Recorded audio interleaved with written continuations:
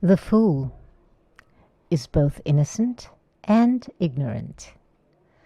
Innocent as he is created in God's image, as love, as truth, as infinite potential. But he is ignorant because he is unaware of his true nature. Instead, though born innocent and always innocent, he is conditioned by a world that separates and divides, that judges and condemns, that gives and takes, that gains and lacks, that wins and loses. What he once knew as a child, his innocence, his magnificence, his power, his limitless potential, none of which he was ever taught, but that he knew instinctively, has been pushed far into the recesses of his consciousness, so that now, in the forefront of his mind, he doubts himself, he questions his worth, he fights for attention and affection, he strives for significance, he defends against attack by attacking, he hides in guilt and shame, he judges and condemns. He finds it hard to trust. He is weakened and discouraged by failure. He searches desperately for meaning in other people and the things around him, but never finds it. He longs to discern his purpose, but it seems to elude him. He struggles to overcome his insecurities through possession of things, such as his identity, his culture, his religion, his tribe, his roles, his titles, his wealth, his power, his friends and family, his partner, his children. But none of these offer him lasting security. None of these can ever stem the currents of fear and loneliness that keep him company when he goes to bed at night, or that are waiting for him when he wakes up in the morning, or that turn up unexpectedly in the midst of his routine encounters and daily engagements.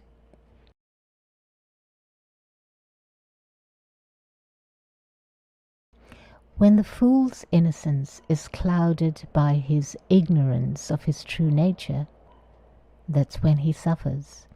And no amount of manipulation of the people and things in his life, of his relationships and roles, can ever give him the peace and freedom that he longs for, that he knew instinctively as a child.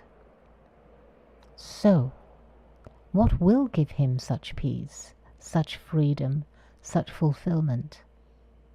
Nothing but his awakening to his innocence, to who and what he is in essence, to the truth of who and what he truly is. That's a fool's journey. That's a hero's journey, as Joseph Campbell wrote and talked about it. That is the journey that almost every story, traditional and commercial, tries to tell, or at least hints at, through its mythology, its fables, its theatre, its screenplays, its movies, its books. And that is our journey. We're all on this journey, whether we're conscious of it or not. You are on your journey, I am on mine. And the sooner we realize that we're on this journey, the sooner we can get down to the real, practical business of living an awakened life. Why? Because that's the only life that is free from suffering. That's the only life that is fulfilling, and it's the only life that is real. Everything else is the fool playing dress-ups.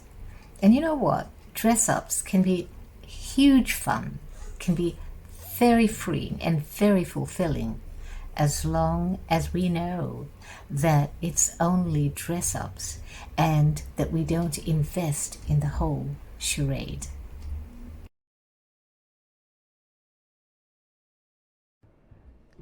You and I are both fool and wise man, fool and hero, in our own journey, our own unique story. You and yours, me and mine.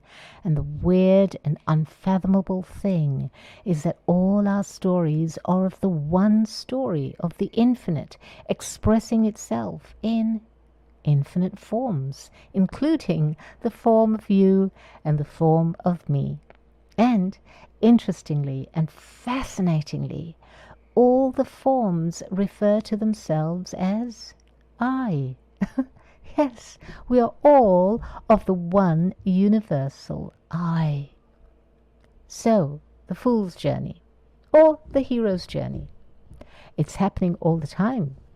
In any given moment, you're the fool or you're the enlightened hero. You're either conscious or you're unconscious. You're either reacting out of old habits and old wounds, or you're responding in love as love. You get to choose. But the choice is only available to you when you're present. Because you see, now is the only reality. It is the only time.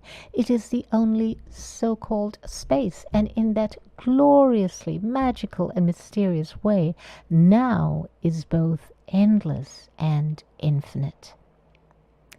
10 minutes from now, if you were asked the time, you wouldn't say it's 10 minutes from now. The correct answer would be it's now. And yes, it's always now. Okay, so what about the fool's journey? Our journey, yours, mine? Well, if you don't realize that it's always now, you'll be trying to live in a non-existent past or future. So tell me, how realistic is that? How practical is that? Yeah, I know. We're used to thinking about the fool's journey, the hero's journey, in terms of all that wonderful drama. The witches and the wizards, the dragons, the battles, the conquests and the defeats, the friends and enemies, the painful yearning for love, the wondrous falling in love, the heartbreaking loss of love. I know. Except that in our own journey, the drama isn't quite so cinematic, is it? The dragons are hardly impressive to look at. The witches and wizards are so ordinary that you often mistake them for the salesgirl in the store or the driver on the bus. And the battles, well, they're just a never-ending noise in our head. And as for that painful yearning for love, oh, goodness, isn't that something you feel almost all the time, except you probably don't realize what it is. And what is it? It's the call to love, to allow love. You know, it is the sign of resisting love. It's the effect of resisting love. And it is about allowing love rather than to go looking for love, to getting love from someone or something.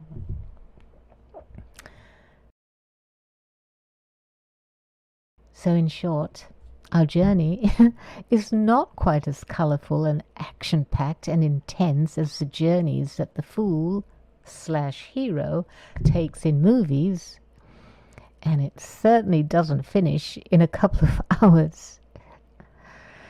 Now, our journey is a lifelong journey, but in that frustratingly curious but equally magical way, it's a journey that is happening in the eternal and infinite now, which means that every now is a moment, an opportunity of choice, and an opportunity to make a change, to be something different, to do something different, to be awake. And you know what?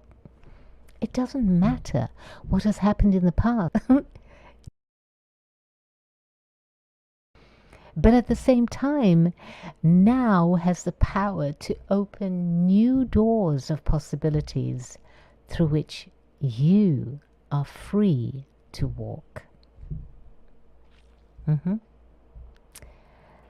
The fool is innocent, and the hero is awake to his innocence.